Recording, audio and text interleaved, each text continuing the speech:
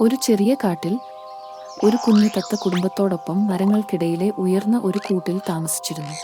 അത് തിളക്കമുള്ള പച്ചനിറമുള്ളതും ഊർജ്ജസ്വലവും സംസാരിക്കാൻ ഇഷ്ടപ്പെടുന്നതുമായിരുന്നു. പക്ഷേ ഒരു ചെറിയ പ്രശ്നമുണ്ടായിരുന്നു. അത് ആരെയും ശ്രദ്ധിച്ചില്ല.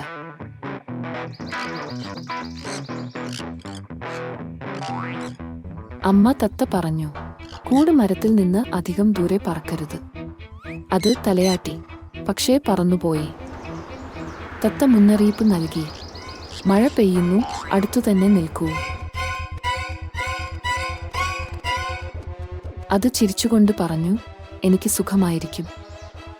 ഒരു ഉച്ചതിരിഞ്ഞ് ആ കൊച്ചു തത്ത ദൂരെയുള്ള ഒരു മരത്തിൽ ഒരു ചുവന്ന പഴം കണ്ടു.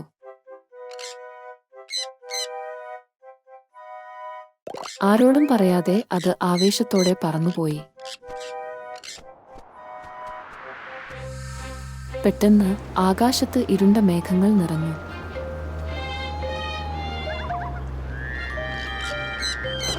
മഴ പെയ്തു, കാറ്റ് വന്നു, മിന്നൽ പിണർ വന്നു.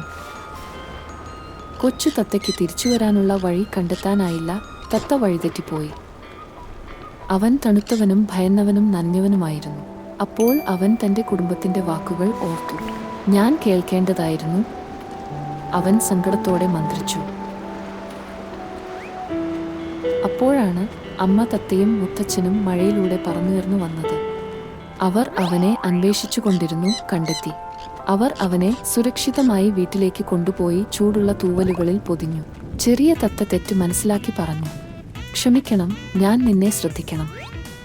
ചെറിയ തത്ത പഠിച്ചു, എപ്പോഴും നിങ്ങളുടെ മൂപ്പനെ ശ്രദ്ധിക്കുക.